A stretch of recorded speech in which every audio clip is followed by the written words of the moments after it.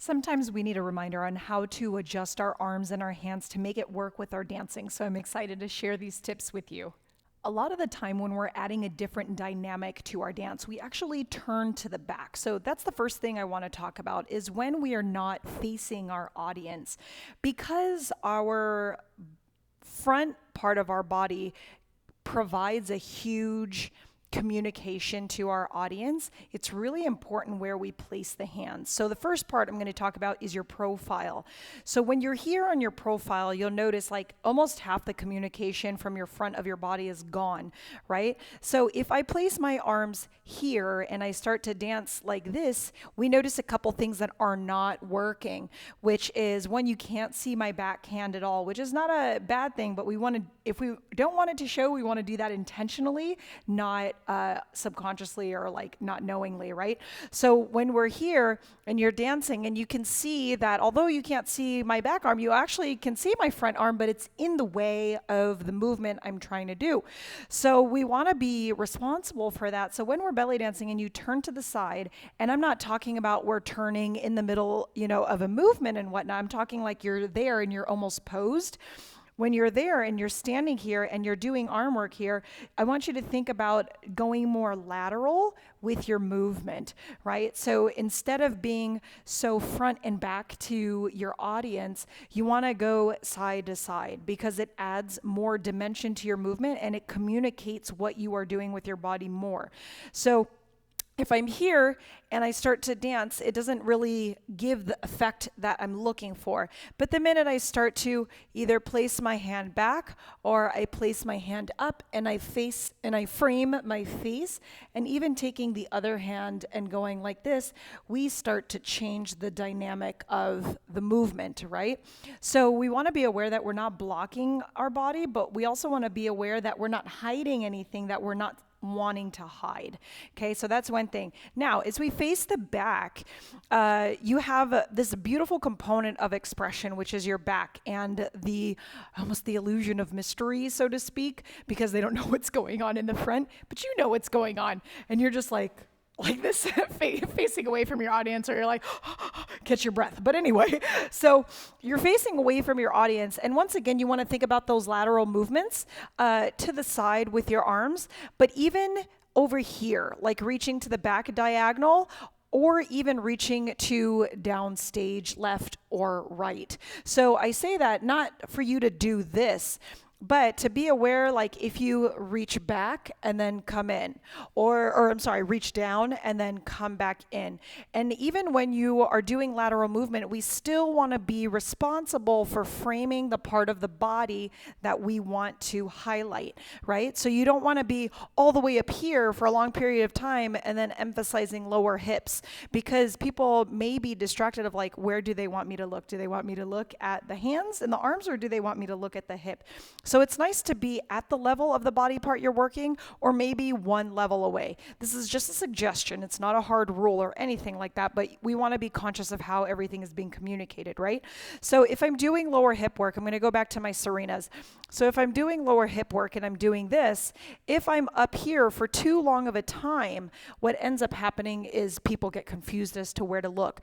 I'm not saying you can't pass through those moments, but definitely think about side, side, side, side, or staying here, or even adding little emphasis here, and then maybe reach out and come back and reach out and come back. But what we want to do is not layer the movement front to back where something gets hidden or collapsed, right? So you can almost think of this like a silhouette. If we were dancing and we just drew the outline of your body, would they see anything beyond your torso and your legs? Like if I'm right here, you would just see my arms at the side. But the minute I start to do this, you see shape, you see dimension, right? And this and whatnot, and especially like flowing through movement and all that good stuff and playing with that plane of your body. But that's what you kind of want to think about is, if I were a silhouette right now, what would they see? So we want to be responsible for that communication and making sure that our movement gets across the way we want to. So I had already briefly mentioned this, where we want to keep our arms near the level of the movement that we want people to focus on. So if we're too far away from the body part we want to focus on, and I'm going to say hips right now, if we're too far away for too long, what ends up happening is people get confused as to where their eyes should be drawn to. And if you're doing this beautiful hip work, you want them to pay attention to that, right? You don't want them to pay attention to what's going on up here. So it's really important to allow the arms and the hands to be complementary to the communication and the expression of your dance. This is why, in my opinion, a lot of the time we have, if we like our arms up to bring height to the movement, we still have one arm down here as we move, or even here, because this one helps frame this hip. And even with our lovely step and hip lifts, right? So we're still keeping one arm that's near, and even doing this move, right? We're keeping one that's near in order to frame the movement, so that way people know where to pay attention to. So if you notice that you're belly dancing and you're practicing and you notice that your hands are all over the place and you're like, how do I start to adjust this in order to work better with my arms? One thing is you got to train. You have to drill positions of where you want your arms to start to naturally flow and almost default to. This is part of the training of technique. So if you notice that your hands are kind of all over the place like this, you just have to kind of scale it back and start to focus on just your arm work. So one of the things that I do a lot with my students is walk and do arm patterns. Because walking is such a natural thing that we do, we don't have to think about it anymore. You can actually focus on your arm patterns and focus on adjusting how your arm should be. Whether it's more lifted or up here, but keeping the shoulders down, making sure that there's this nice line from your elbow and your shoulder all the way down to your fingertips, or just depending on your stylization, that you're in line with how you want your arms to look. Because some of us like it where we have this hands, some of it like us like it like this, and then some people like their hands like this, and then some even like this. So you want to pay attention to what stylization is comfortable for you, as well as fits in your authentic movement, and then you start to drill and train into that. So that's really important, because a lot of the time we don't scale back and just minimize the focus in order for us to train and drill and practice those things enough. So let's say, for instance, your hands are, you want your hands to be here in this position. I have my index finger up and I'm like kind of eating a sandwich hold like this, but my index finger is up right here. So I want to train maintaining that position. So what I would do is I would literally walk around, but I'm going to step in place because you will see me circling, right?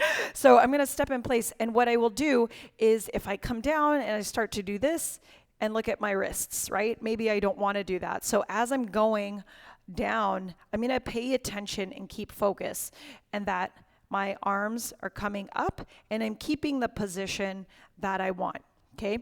And then I continue to repeat with a high level of focus on this one movement to allow my brain to catch on and be like, this is what we want, this is what we want. And then when something goes bloop and we're like, poop, this is not what we want, you adjust immediately as you go through it, right? And it's nice for you to practice static arm movements as well as moving arm patterns and adjust in the middle of it, because you don't dance with static arms all the time, right? I'm gonna keep walking because this is really important for you to see how this will work. So you don't wanna always practice right here, because what will happen is you'll dance only this way, and you'll only dance in positions versus learning pathways of how to move with your body. So there's a couple schools of thought. I'm gonna stop walking now. There's a couple schools of thought. One is you should let your arms do what they're going to do and let them complement and move more naturally and in line with your dancing authentically. And that is completely valid. There's another school of thought of where you should train your arms to go where it's gonna go, so that way it doesn't look messy or in the way. That is also a valid point. There's also the school of thought where you will just gently hit lines, and then just keep your body spacing open, but you don't really care where your arm goes. So it's almost like a structured, natural movement, right? It depends on the stylization. It depends on how it makes sense to your brain and how you dance as well.